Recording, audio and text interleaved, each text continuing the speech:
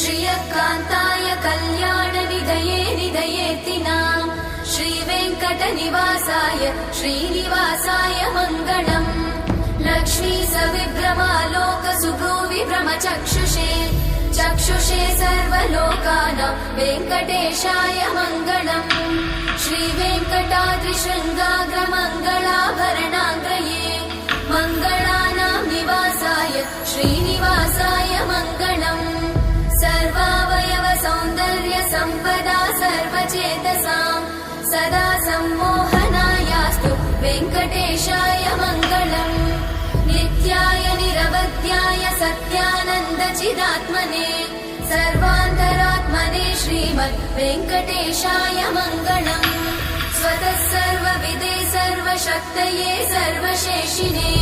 सुलभाय सुशीलाय वेङ्कटेशाय मङ्गलम्